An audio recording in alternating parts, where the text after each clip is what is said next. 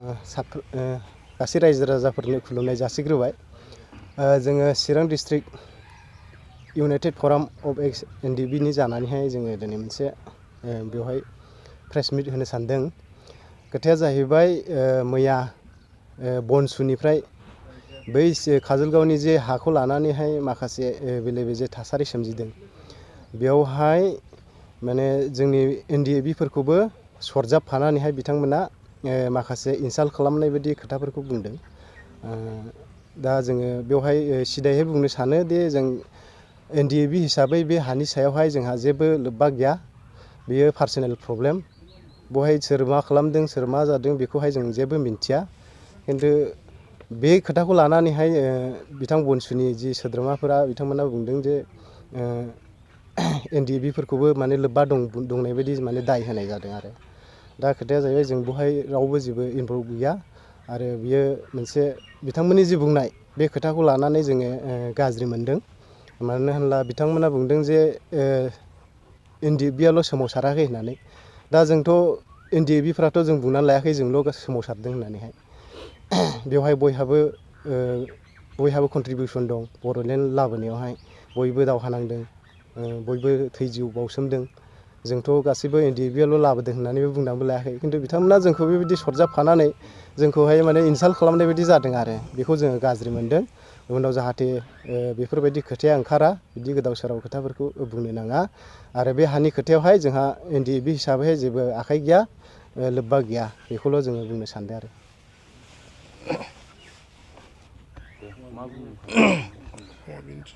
गिबियावनो United front of ex NDFB नि जानानै आं गोसो गोरबोनिफ्राय गोजोननाय जासिहरग्रोबाय। थांनाय 23 तारिख 1 मार्च 2023 मायथाइ बे जानुवारियावनो काजलगावआव मोनसे हानि बेले बेजे मोनसे थासारि सोमजिदोंमोन। बेनि माखासे खोथाखौ लोब्बा लानानै आं फंनैसो एक्स NDFB नि जानानै आं बुंनो सानदों। बेयावहाय चिरां जिल्लानि बनसु आफाद होननानै बुंदों। बे चिरां जिल्लानि बनसु आफादनि सोद्रोमाफ्रा बेयाव बे थांनाय 23 तारिखआवहाय बेलासिनि 3टायाव माने प्रेस मिट खालामदों। दा बेवहाय जोंखौ बुंदों जे NDFB आल' संग्राम खालामाखै। माने आं बे खोथा बुंनायाव आं जोबोद दुखु मोनदों। माने आं कन्डेम खालामदों आरो माने आं एकदम निन्दा खालामदों। बिथांमोना जाहाथे बे खोथाखौ बुङा। बिथांमोना बिदि बुंनो थाखाय जोंनि सायाव मा अधिकार दं? जोंनि सायाव जेबो अधिकार गैया बिदि बुंनो थाखाय। दा आं बिथांमोनखौ खावलायदों, बिथांमोनखौ आङो स्ट्रिक्टलि आङो बुंदों जे जानला मोनला खोथाफोरखौ माने बेबायदि बुंनो हायोबा आं बुंनो मोनदों होननानै खोथाखौ बुंला जानाय नङा। थिगासे खोथाफोरखौ बुंनो हागोन बयबो राइट्स दङ। खिन्थु माखासे खोथाखौहाय मिथियालाबा खोथाखौ बुङोब्ला बेयाव जानाय नङा। बेवहाय जि बाथ्राखौ बाहायदों बिथाङा जोंनि सिगाङाव क्षमा लानांगौ। आरो बे खोथाखौ लानानै बिथांमोना दिनैहाय संग्राम खालामदों जोंल'। जों बेबायदि खोथाखौहाय जोङो बुङाखै NDFB आ। दा बिथांमोना जोंखौ बेबायदि स्टाइलाव बुंदों। बिथांमोनाल' संग्राम खालामदों नामा? NDFB आल' खालामदों नामा? गबिन्दआल' खालामदों नामा? बे खोथाखौ उल्लेख खालामदों बिथांमोना। दा बेयाव जोङो स्ट्रंलि बिथांमोनखौ जोङो निन्दा खालामो। जाहाथे बे बाथ्राखौ बुङा, बे बाथ्राखौ लानानै बिथांमोना क्षमा बिनांगौ जोंनि सिगाङाव प्रेस मिटनि गेजेरजों। आरो नेक्स्ट टाइम जाहाथे बे खोथाफोरखौ बाहाया बेखौ आं खावलायदों। बिथांमोना बनसु आफादनि चिरां जिल्लानि जानानै जि बड'लेण्डनि थाखाय सोमावसारदों, बड'लेण्डखौ सोमावसारबाय था। जोङो बेयावबो जों समर्थन दङ बड'लेण्डनि थाखाय सोमावसारनायनि थाखाय। नाथाय नोंथांमोना बेयाव मोनसे लबिया मोनसे बाथ्राखौ जों नुहुरनो मोनदों जे नोंथांमोना बे मोनसे कास्ट हायावसो इम्पर्टेन्ट होननानै मोनसे बड'लेण्ड सोमावसारनायखौ नोंसोरो नाम लादों नामा? नोंथांमोना बे बड'लेण्ड सोमावसारनायाव बे कास्ट हाया जोंहाबो राइट दं, बनसु आफादनो होनांगौ बे बाथ्राखौ बुंदों। मा जाखो नोंथांमोननि बे बड'लेण्ड सोमावसारनाया? बेयावहाय बेबायदि खोथा बुंनाया नोंसोरहा खुनु मोनसे मोजां खुनु जायाखै। आरो बेबायदि गोरोन्थि खामानिखौ माब्लाबाबो दामाव, गोरोन्थि खोथाफोरखौ दाबुं। NDFB नि सायाव जेबो खोथाखौ नोंसोर बुंनो मोननाय नङा। जोङो NDFB आ मोनसे नन पलिटिकेल पार्टि हिसाबै जोङो दङ। नोंथांमोनाबो नन पलिटिकेल पार्टि हिसाबै नोंथांमोनाबो बड'लेण्डनि थाखाय सोमावसारदों, सोमावसारबाय था। नोंथांमोननि लामाजों थांबाय था। जोङो बड'लेण्ड बिनायावबो जोंबो समर्थन दङ।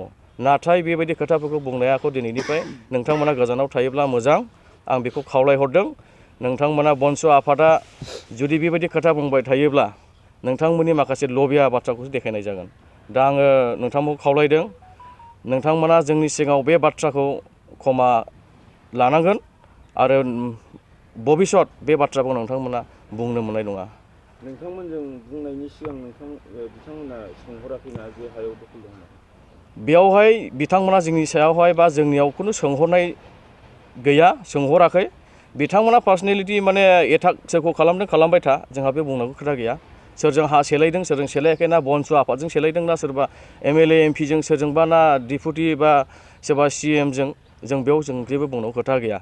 जोङो बिथांमोनजों मा बुंबाय था, खिन्थु दिनैहाय जोंनि एक्स NDB खौहाय बिथांमोना नाम होनानै NDBआल' बेयाव मोननांगौ नामा हाखौ बे खोथाखौ बुंनानै जोंबो बनसु आफादा मोननांगोन बे बाथ्राखौ बाहायदों आरो बिथांमोना बनसु आफादा मोनाब्ला जों कर्टआव फाइल खालामगोन होननानै बे खोथाखौ बुंदों।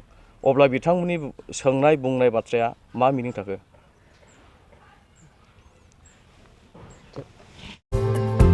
39 बोसोरनिफ्रायनो देहायारि जोथोननि बिथिङाव बुहुमनि बयजोंबो फोथायजानाय लोगोसे साबसिन आरो रावजोंबो रुजुजायै गोरोन्थि गैयै फिथाइनि रादाय होग्रा एप'ल' डायग्नोस्टिक्सआ नोंथांमोननि साखाथियाव सौफैबाय।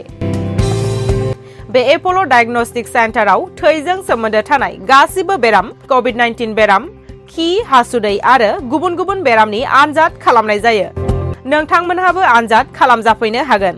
थङा जाबाय क'क्राझार टाउननि मालदां बाजारनि साखाथियाव थानाय रिलायन्स पेट्रल पाम्पनि उल्थाथिं। रोखायै मिथिनो थाखाय नोंथांमोनहा 6001517103 नाम्बाराव सुलु लानो हागोन। एप'ल' डायग्नोस्टिक सेन्टार, क'क्राझार।